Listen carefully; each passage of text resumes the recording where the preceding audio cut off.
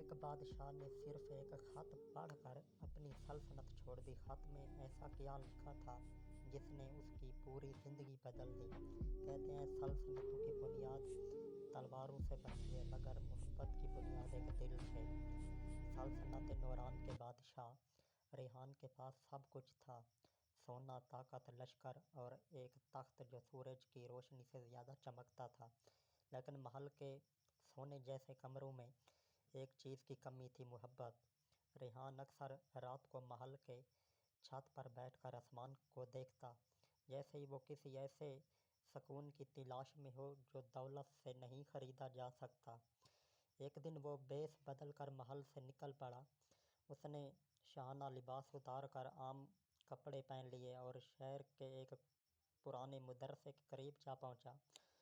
وہاں اس نے ایک لڑکی کو دیکھا، مہک، سادہ بحیہ اور آنکھوں میں عجب روشنی۔ وہ غریب بچوں کو پڑھا رہی تھی، خود بھوکی تھی مگر دوسروں کو کھانا کھلا رہی تھی۔ ریحان نے پہلی بار محسوس کیا کہ اس دنیا میں کچھ لوگ واقعی دل سے امیر ہوتے ہیں۔ اگلے دن پھر وہ آیا، پھر اگلے دن بھی۔ مہک کے چہرے کی مسکراہٹ میں وہ سکون ملتا جو محل کی ہزاروں خوشبوؤں میں بھی نہیں ملتا تھا۔ رفتہ رفتہ دونوں کے درمیان باتیں بڑھنے لگیں۔ ریحان نے اپنی اصلیت نہیں بتائی، وہ صرف ایک عام آدمی بن کر مہک کے قریب رہنا چاہتا تھا۔ مہک کہتی، اگر انسان کے پاس دل سچا ہو تو وہ بادشاہ سے کم نہیں ہوتا۔ ریحان مسکرا دیتا، مگر اندر ہی اندر وہ جانتا تھا کہ وہی بادشاہ ہے جس سے یہ باتیں کی جا رہی ہیں۔ ایک دن محل سے قاصد آیا، شہر میں اعلان ہوا کہ بادشاہ ریحان کی شادی پڑوسی سلطنت کی شہزادی سے طے ہو گئی ہے۔ یہ خبر پورے شہر میں پھیل گئی، یہاں تک کہ مہک کے کانوں تک بھی پہنچی۔ مہک نے وہ خبر سنی مگر یقین نہیں آیا۔ جب ریحان اس دن نہیں آیا تو اس نے دل ہی دل میں خود سے کہا، امیر لوگ وعدے نہیں، کھیل کھیلتے ہیں، محبت ان کے لیے تماشا ہوتی ہے۔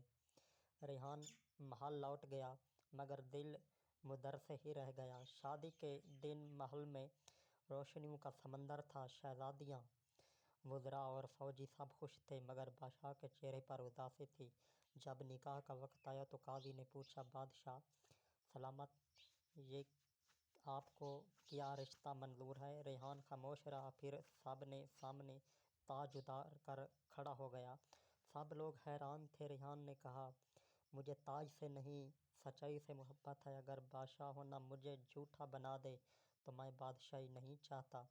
وہ اپنی سلطنت، اپنا تخت، اپنی شان و شوکت چھوڑ کر مدرسے کی طرف دوڑا۔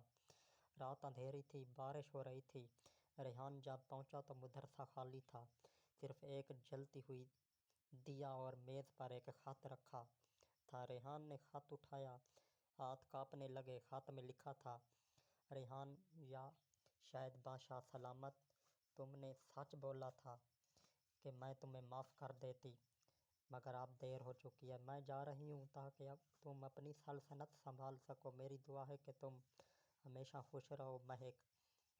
بارش میں وہ خط بھیگ گیا جیسے الفاظ بھی رونے لگے ہوں۔ ریحان چیخا مگر کوئی جواب نہ آیا۔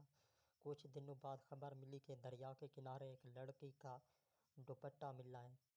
سب نے کہا شاید وہ مہک تھی، وہ دنیا چھوڑ گئی۔ ریحان نے تب سے محل واپس نہیں دیکھا۔ وہ ایک چھوٹے گاؤں میں آ گیا جہاں لوگوں کو صرف ایک فقیر نظر آتا تھا جو روز شام کو بچوں کو پڑھاتا اور آسمان کی طرف دیکھ کر کہتا، مہک، تم کہتی تھی دل سچا ہو تو انسان بادشاہ ہوتا ہے مگر میں اب بھی تمہارے بغیر فقیر ہی ہوں۔ کہانی ختم نہیں ہوئی مگر محبت ختم نہیں، کیونکہ خاموش محبت کبھی نہیں مرتی، وہ صرف دعا بن جاتی ہے۔ اگر آپ ہوتے تو محبت چنتے یا سلطنت؟ اپنی رائے کمنٹس میں ضرور لکھیں۔